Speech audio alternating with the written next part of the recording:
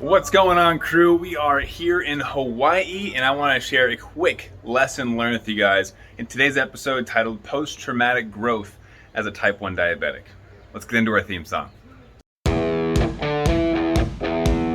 I've spent the last 10 years pushing the limits while identifying trends and patterns in my Type 1 diabetes management. Follow along as I learn, apply, and share the fitness, nutrition, and lifestyle strategies that I've learned from diabetes experts around the world. The real question is, how can we live fearlessly with diabetes while maintaining stable blood sugars? This podcast is here to give you the answer. My name is Matt Vandervecht, head coach and co-founder of FTF Warrior, and welcome to Pardon My Pancreas. Alrighty, so as I mentioned, we are actually vacationing in Hawaii right now on the island of Maui. And earlier today, I want to share with you guys a realization that I had when I was just kind of hanging out with my wife and getting ready to head out for the day. Went to the beach, played some volleyball, spike ball, that great stuff. And before we headed out, we had to look out the window and I said, hey, look at those trees up there. And as you can see, if you're watching, we got some trees behind me. And as you might be able to tell, let's see if you can, up here, let's give my finger to point, you can see that the trees have been cut off at each of these points, right? So we got different points, and from those points that they were cut off, you see we got like 4 or 5 branches from each of those points. So what happened was we had, some gardeners, landscapers, whatever it was, come through here, and they chopped off a bunch of the branches, and then from those branches over time, new branches grew. So what we see happening in this specific example, right? The trees were pruned, they were chopped just enough, not to kill the tree, but to actually make it stronger, to actually give it an opportunity to grow into a better version of itself, right? So we see instead of one branch right there, we got 1, 2, 3, 4, 5 branches that came from one single branch. And as a result, the tree looks more full. We got tons of leaves now. It's going to continue growing. They'll likely cut it even more in the future.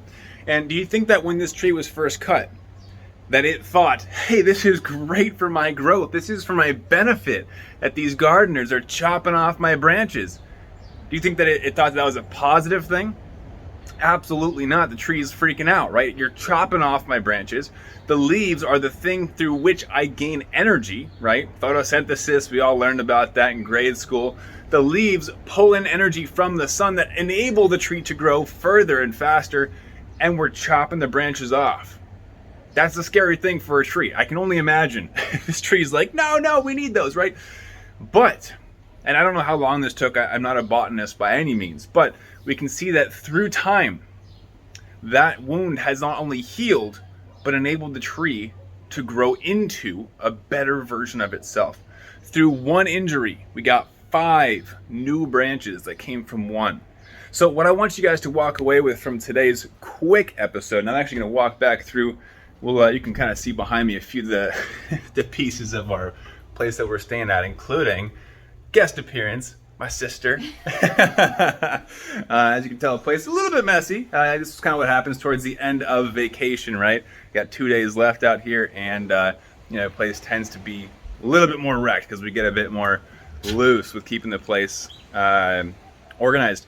But I want to pop out here first to show you this view. Look at that real quick. If you're watching, obviously you can see we got a beautiful beachfront place right here.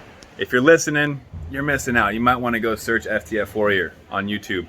And of course, I'm not wearing my Warrior shirt like I usually do, but it's vacation. I brought it, but I didn't wear it. But what I wanted to do is give you guys just that one final lesson, right? The tree, its branches were cut off, and yet it grew stronger. In that moment, the tree did not think that was a good thing. It didn't see the benefit behind it, right? And I'm putting words in the tree's proverbial mouth. Obviously, we don't know what the tree was thinking, but it probably panicked and was like, yo, I need those leaves. I'm gonna make some more, right? And what we can see in humanity is this aspect of growth. It's called post-traumatic growth or post-adversarial growth. And what it is that when we go through hard times in life, because there will be hard times, right? Everyone experiences them, but specifically as a type 1 diabetic, when I was first diagnosed, I was mad. I was frustrated. I said, why me? This isn't fair. What did I do to deserve this, right? And it took me a long time to come to an acceptance with my disease. As you know, it may be a similar case for you.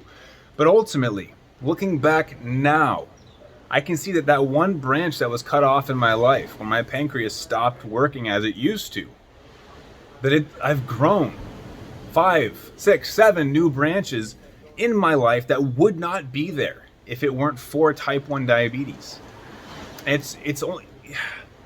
It's tricky because we can only see this looking back, right? In the moment, being diagnosed with diabetes, was I grateful for it? Absolutely not. I hated it. I was embarrassed by it. I thought that it made me weaker. And yet looking back now, I can see that that was a moment that forced me to grow stronger, to grow into the best version of myself. And every single day I continue to be challenged and continue to grow. And when we encounter these situations in life, these challenges that force us to grow, they don't feel great in the moment, right? They're uncomfortable. Growth is going to be uncomfortable. But when we can embrace those moments of change, of challenge, of opportunity, and see them for what they are, which is an opportunity for growth, it enables us to see life through a much more positive light, right?